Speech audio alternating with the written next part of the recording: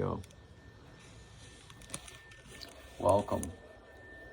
I'm now back at home in Key West with Ron and with Russ and Jim.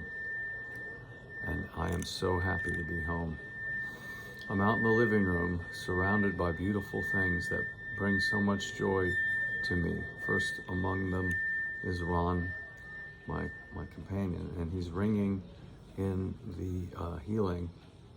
This is the Heal-In, Gift of Love, episode 13.1. We had to take a hiatus to recover from the effects of transporting myself from Miami over a 4.5-hour drive to Key West, and then moving everything in under a very annoying pain. Let's listen to Ron's bowl ringing.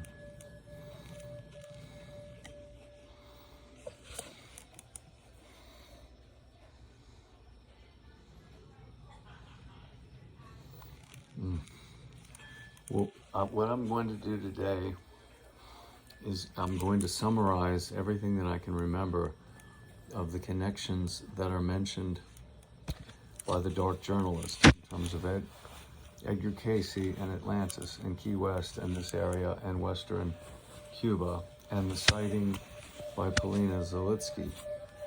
I'm going to do this off the top of my head, having heard dark journalist with his excellent show describe in the first episode of his 3-part 100th anniversary of the beginning of the X-Files stenography.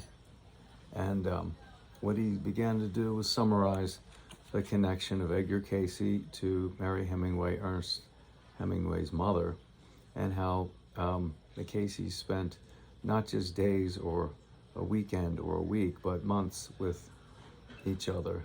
And Ernest Hemingway did intelligence work as he could use the cover of being a writer and a journalist and a medical, in the First World War medical.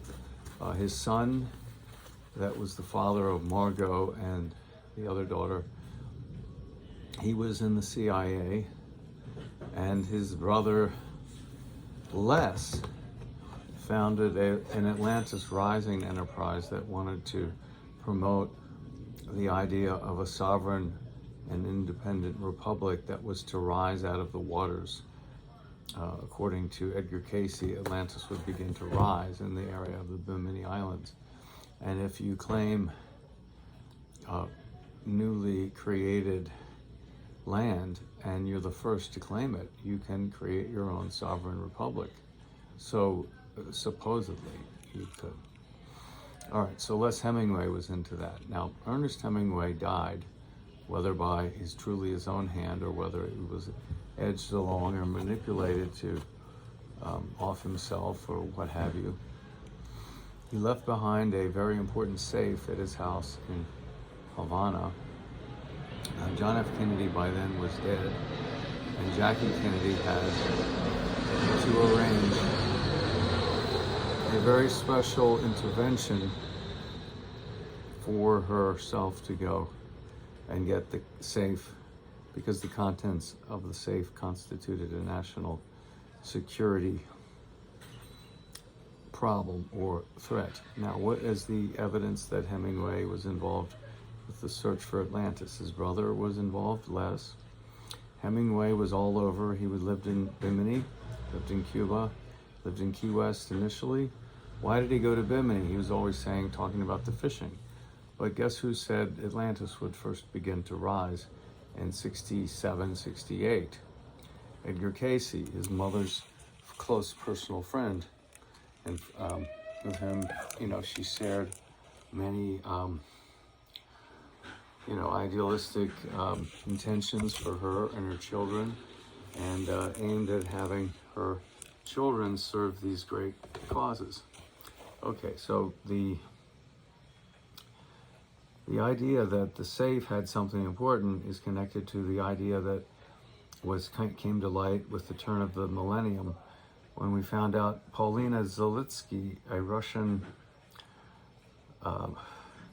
underwater geologist, oceanographer, had been invited by Castro and supported to research the ruins off of the west of Cuba, off of western Santiago, and down there are numerous ruins, including stone buildings, rectangular stone pyramids, and about an 8 square mile area of a sunken city that appears to be connected to Atlantis.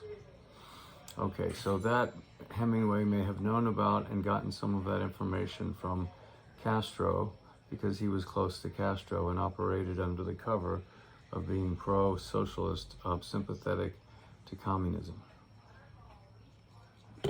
I do not believe he was sympathetic to communism. I believe he was a gifted intelligence asset. And what we have is the hunt for the ruins from the lost continent of Atlantis, manifesting through Edgar Casey's work. He died in 1945, and then actually applied, the search applied by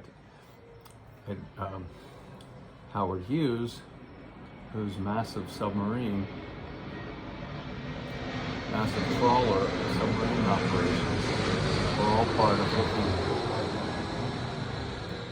not for Soviet subs, but getting down to look at ruins in the Bermuda Triangle.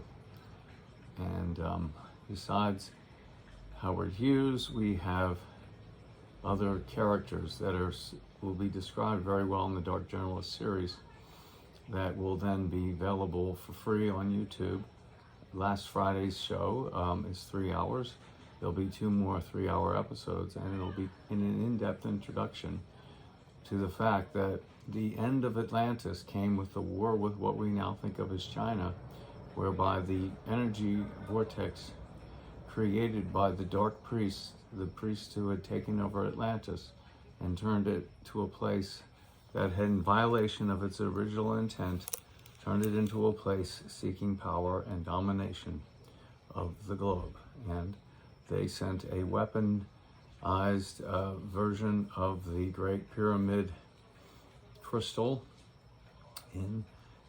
that was grown in gravity-free conditions and then was placed at the top of a pyramid in the middle of the Bermuda Triangle.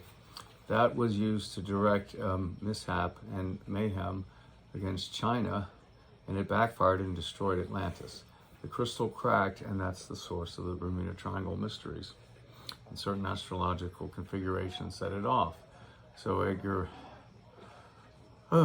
Howard Hughes was looking, and many other people, and then Ernest Hemingway and his brother Les.